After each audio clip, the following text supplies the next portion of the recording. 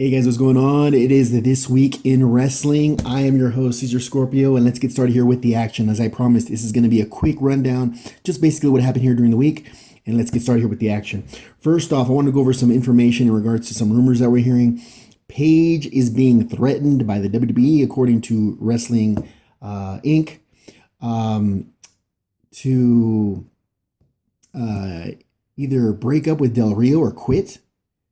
Ridiculous, right? You thought in 2016 that this would not be a situation where a company would force somebody to choose who they could not date, but seems to be the case here. Again, these are rumors. These are things that have been passed on and have been communicated here to different places, not just Wrestling Inc., not just PW Insider, but it's been sent out to a few places. So hopefully there's no truth to it. Hopefully we see Paige again in the WWE.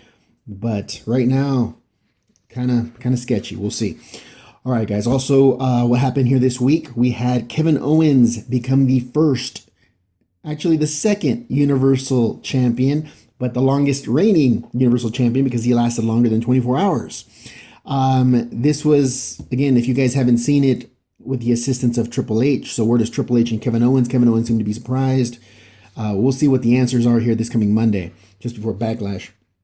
Actually, that's SmackDown's pay-per-view, but go figure, right? In TNA, we also had some action there. Bobby Lashley, still the champion, no surprise there. But Mike Bennett was actually, the Miracle, was outshined by his wife, Maria Bennett, the leader of the Knockouts, by asking Allie to take one for the team, pinned her 1, 2, 3, and obviously became the new Knockouts champion. I remember the good old days when the Knockouts were the best organization in wrestling, female-wise. Not so much anymore. It's really frustrating and kind of hard to watch TNA now with all their athletes gone. And basically their X Division, what's been the greatest ever, is just watered down. To mention the X Division, they did have an X Division match here on this edition of Impact this past week. Zema Ion, aka DJZ, is the new X Division champ because no one has beat Bobby Lashley. They figured, hey, let's everyone else creating a new belt, let's do one ourselves. So that's what happened there in TNA front. Again, TNA, I'm watching it because I love TNA, but it's not what it used to be right now. We're hoping here after the pay-per-view, hopefully after Bound for Glory, it's getting better, but not looking good here for TNA.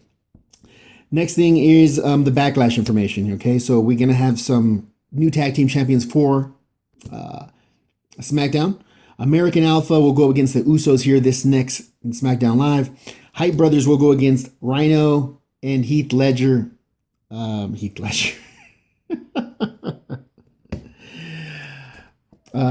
Heath. All right, we'll just go with that. For some reason, his name escapes me. All right, that's terrible.